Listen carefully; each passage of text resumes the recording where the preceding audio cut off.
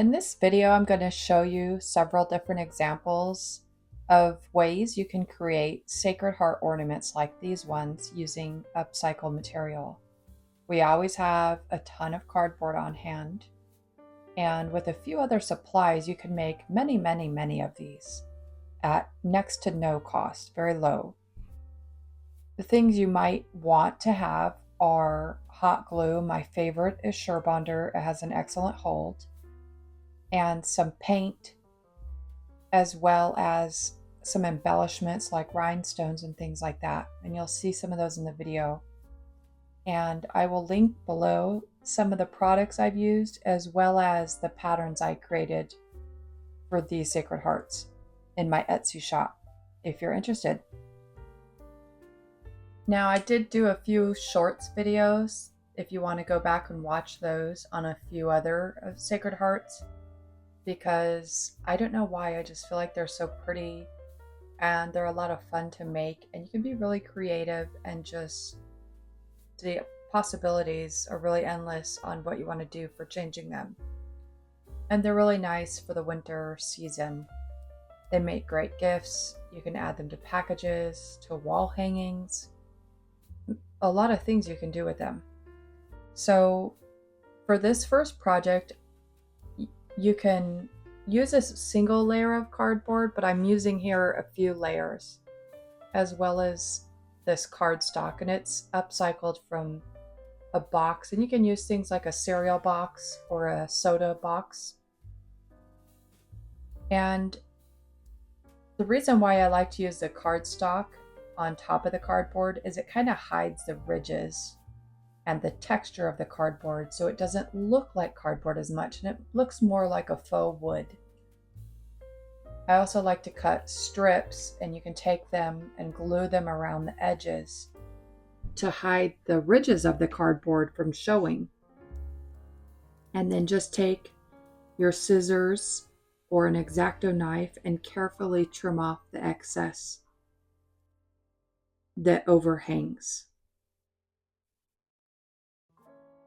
I'm using book pages as well for these projects. I like to glue them to the back, and it makes it a nice finished look. It hides the cardboard as well.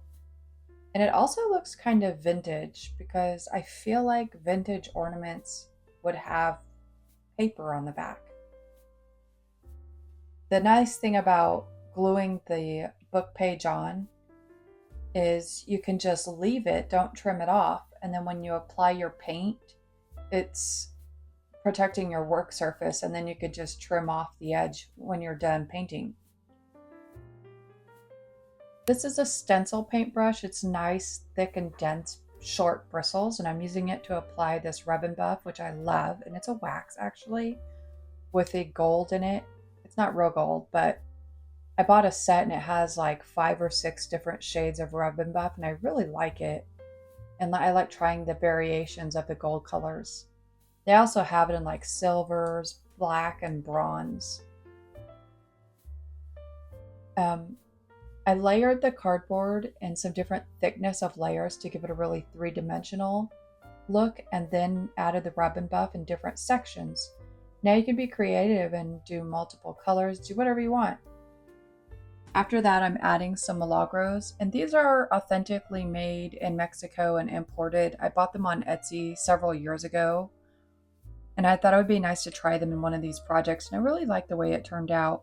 I'm using this glue from Amazon that came with the rhinestone kit. It's like B7000, and it has a really nice hold, so I thought I would try it for the metal, and it seemed to work really well on top of the chalk paint. And what did I use? Annie Sloan chalk paint. And I didn't apply any top coat or anything, so it's just going straight on the paint. And I used little tiny finishing nails and just trimmed down the ones that were too long, because you want it really thin to fit in that hole so it doesn't break apart the aluminum milagro.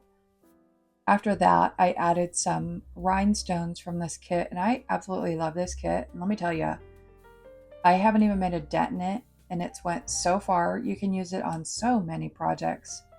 And I do want to repurchase this glue because I really do like it, and I've never tried it before. And it came with like 3 tiny little tubes, and it has like a little needle that sticks in the cap and the end to try to keep it from drying out.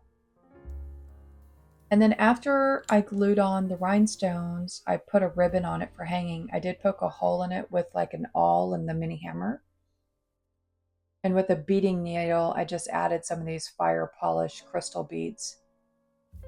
And that's it for that ornament. And I think it's really pretty. That might be like my favorite one. I don't know. So for this next ornament project, I am using a piece of foil, but it's very thick foil, and it's off of a pan, a roasting pan that's those aluminum disposable ones. The number one thing I want to stress about this project is always use safety. Be very careful. The metal is sharp, and I do recommend, especially if you're a beginner crafter, to wear safety gloves. Never glide your finger on the sharp edge of the metal or anything like that. Treat it as if it's like a pair of scissors or something. I really like working with the metal though, because it's just a different medium, and it's also very inexpensive to work with, so it's not a big deal if you mess up. It's also something that you can upcycle. Let's say that you had a holiday party dinner and there's a bunch of these pans left over. Wash them up and make some crafts. Now this one that I'm showing you it's very intricate, and you don't have to do a design quite as intricate. I'm using these embossing tools off of Amazon, and I love this. I love these embossing tools. My husband bought me this set. I can't remember. I think it's like $6 or something like that. It might have been like $8, but it came with like 10 of them. The really nice thing about the embossing tools is the sizes, and it has these really big, large ones, and they really make it nice to like push the metal out and smooth out areas.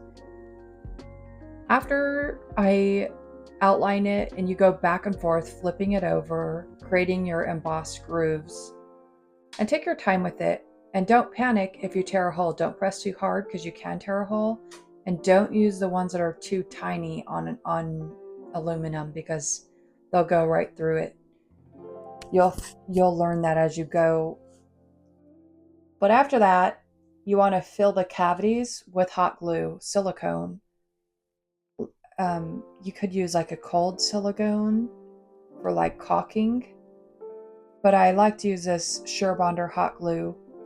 Now, the mistake I made here is I didn't wait a few minutes for the hot glue to harden, because you put it in the aluminum and it stays hot for quite a while. And when I added the cardstock on the back, it kind of smashed it. At that point, it feels like a failure. I just take my little hammer and texturize it. And I still love the project like that anyway, because it gives a very nice handmade look.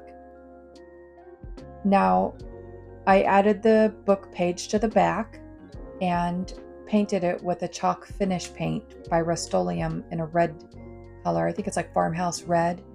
And I put 2 coats of that on and went in with the rub and buff to do the flames. And I did use 2 different rub and buffs, 2 different golds, I should say. And then I took some Annie Sloan clear wax on the center, just on the heart, just to finish it, because the paint doesn't actually adhere to aluminum that well.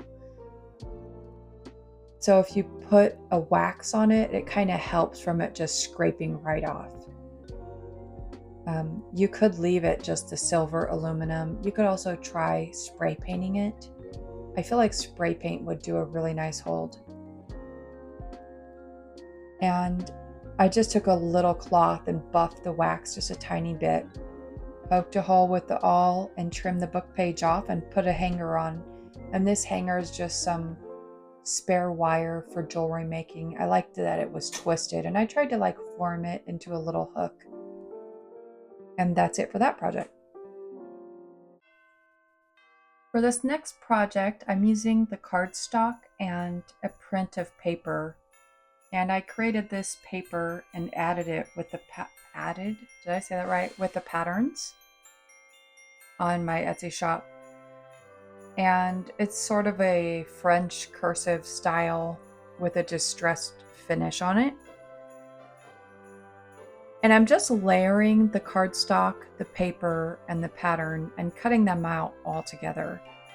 You do want to have a nice pair of scissors for these types of projects. I've had this pair of scissors for a very long time and it's really great. I'm also using this Mod Podge. I like this one. I always talk about it. It's dishwasher safe. And personally, I feel that it's less tacky. I heard about it just scouring through the Amazon reviews and someone said that and I thought, okay, I need to try that one. Because I live in the South and it's always humid here and I feel like Mod Podge always has a tackiness here. So the first thing I did was glue the cardstock to the book page and then leave it. Don't trim the book page off yet because it also doubles to protect your work surface when you're painting or adding any other finish. And then I glued the paper on top of that and I'm sealing it with the Mod Podge as well.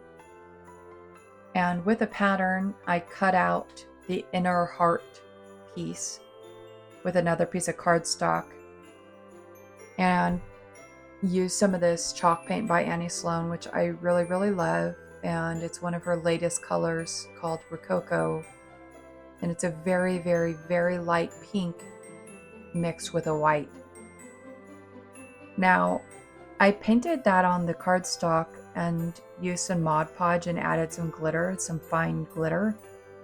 But I felt like it just wasn't enough because I wanted to layer the Mod Podge on. I don't want like flakes of glitter coming off everywhere. That is a different look. If you just leave it, it looks really pretty. But I wanted to seal the glitter in there.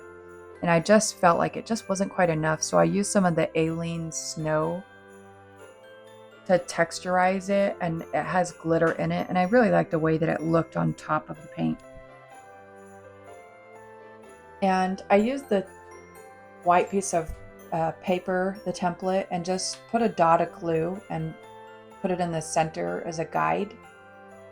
While I set aside the other piece to dry, I'm gluing in this rhinestone chain. Now you can use whatever you want here. You could use glitter, you could hand paint stuff, you could leave it blank, you could put rhinestones. There's a lot of options that you could do. You could do like literally anything, little tiny sticks sticking out, whatever. And I again am using that same glue, that B7000 I think it's called, to glue that rhinestone chain on. And then I use some of the Surebonder hot glue to glue the other heart in the center in place. And I really, really like the way that this chain looks because I feel like it looks very antique and very vintage looking. I also like that this one's just paper and cardstock and it's more thin of an ornament, because I feel like that also has that same vibe of a vintage ornament. Now, here I go again with these rhinestones because you just have to have the extra bling. It just wasn't quite enough. So I put it with the rhinestones and the flames and around the edge. And here's another look at them one more time. This one is layers of cardboard. And this one is just the sort of a paper and cardstock style with rhinestones and rub and buff.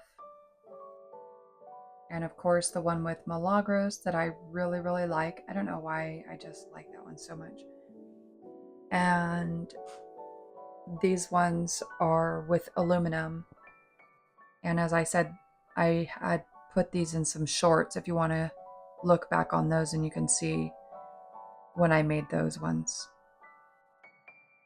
So thank you so much for watching, and I hope you enjoyed this video, and I hope it inspires you to create some projects to make for yourself or give away as gifts.